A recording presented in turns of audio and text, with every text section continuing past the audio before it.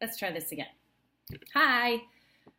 I've been trying to record a video all morning and it's really difficult because I'm not used to doing this. And I'd prefer to talk to your faces, but I'm talking to a camera right now. So I'm going to stumble over my words, but I'd appreciate your patience as you listen because I have a lot to say. So in terms of the reflections, I don't even know where to start. Right, so first I actually want to talk about the course and the way it's set up. There are problems with it. We can see that. I'm going to urge you to use the Q&A with any problems you have with it. So when you have a problem with, trying to find or any confusions with, well, this says it's due then, and then you go to the Dropbox and it's different, I want you to keep note of that because this feedback needs to be given and it needs to be addressed. It's unfair to a lot of you, and the productivity that's been wasted on trying to find links and this and that. Personally, I've wasted a lot of productivity. Now, having said that, there are so many of you who are participating regularly, logging in regularly, and you understand what the problems are. You are able to work through it and push through it because you have spent the time to understand it. So it's impossible if you're not logging in enough to understand the little glitches here and there, and it's impossible to know what it is you need to be doing without logging in enough. And so I wanted to say that because this course takes your time, and some of that time is spent navigating the site and trying to find what it is you need to do. But there definitely needs to be improvements made with linking the drop boxes to the due dates, to the checklist, to the assignments, to the content. That needs to be improved. So keep yourself, note of it, because at the end of the course, I'm going to be asking for your feedback on it all. And I'd really like to be able to submit something from the students because I am keeping track of it myself. So, having said that, let's look at the reflections for this course for careers. So I've had a lot of questions about, the feedback you gave, how do I, put that in with my reflections? Well, I don't want you reflecting on, I learned that I need to go back and read the content pages. That's not what the purpose of these reflections are. The purpose of the reflections are for you to actually reflect on the content pages. So there's so many activities, and with all the negative things I've said about this course, there are really good activities there that should help you understand a direction and your future goals, your dreams. So participating in those and reading those is so important. All of it. As confusing as it is to navigate, it's important for you to read and do the activities. For example, there's little learning games that you open up and you might think, oh, this is stupid, or I don't want to do this. I'm just going to skip through to the assignments and see what I have to do. And sure, you can answer the questions that are there, but it's painfully obvious for me as a teacher when I read your stuff. It's painfully obvious that you haven't looked at the content or referred to the content when you're reflecting or answering questions or doing any of the assignments. So the key for me is for you to address the content in your work. That shows me you've done it. And, as hard as it is, you still need to do the work. So okay, let me just see here if I have anything else to say about the reflections I was talking about. Yeah, okay. So if I haven't given you enough feedback and you have had a low mark, you can be sure that it's because you haven't really looked at something in the content that should have been addressed in your work. So anytime you want to know how to improve, that's how to improve it. Okay, so in terms of the job search package you've all been working on, I've provided detailed feedback and comments in the documents you submitted. So I've done that for about half the class so far. I've seen a range of quality. Some of the work has been outstanding.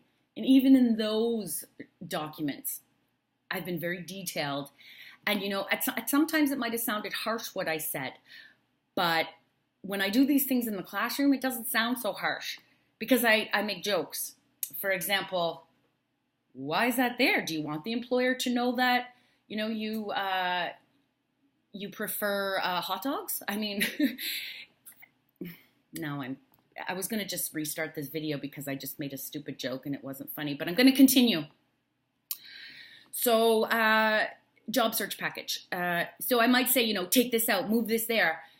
You have my apologies if it sounded harsh, but in my professional and personal opinion, this activity is the cornerstone of this course. It's one of the main objectives of this course, to understand how to present yourself in the job market, in the workforce.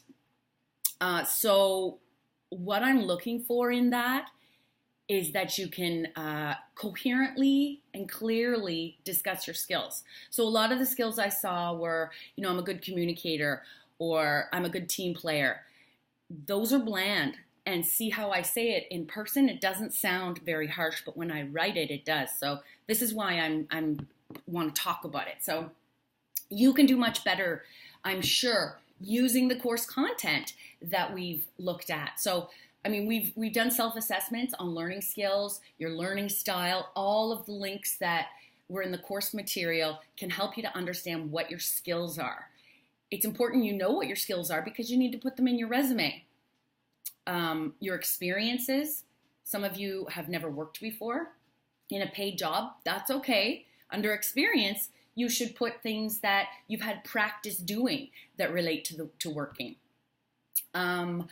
So, and you know, my comments might even go against some of the stuff you read, or you might even disagree with my comments altogether. However, I'm the one marking it, and it's in your best interest to change it. You're welcome to go and change it back to the way you want it after the course for real jobs that you want to apply to. But the changes that I've suggested need to be made, or hopefully. I mean, if you can make an argument for why you need to keep them in there or to keep it a certain way, that's fine. But, you know, I'm very flexible and open to these things. But for the most part, writing your resume and cover letter, the information's out there. And so far, while I've seen some really good quality, work, it is painfully obvious once again that some of you didn't look at what is required for a cover letter, what is required for a resume. So before you hand that package in at the end, I implore you to go back and do the proper research. So, you know, one of the news posts I put in action words that you should be using in your resume.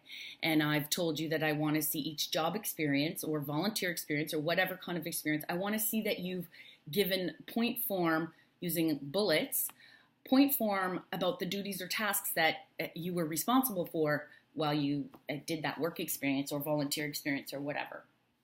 So using the action words in as short and precise point form as possible, you should be able to say, you know, I created a new schedule for the children I babysat. You know, so I need each experience listed separately. Well, I don't need it. You need to list each experience separately. You know, all the dates, the starting dates, the end dates, all of that information should be there. And again, go back and look at the material in the course and it'll tell you, it'll even give you examples of how to present it all in a nicely formatted way. Formatting needs to be perfect. Grammar, spelling needs to be perfect. Now, can you imagine you go into apply for a job and you hand them in this piece of paper that has, you know, sentences here and there, you've got errors, you're talking, you know, about things that are not relevant for the job. You're saying that this job is perfect for me. They don't want to know the job is perfect for you. They want to know that you are perfect for them. So you got to sell yourself. It's like a big marketing campaign on yourself. And it's very important that even the littlest things, some employers look for little bits of things, like you're always saying, starting your sentences with I am this, I am that. But you should be really saying what you can offer. So your company would benefit from my skills because I can use them in this way.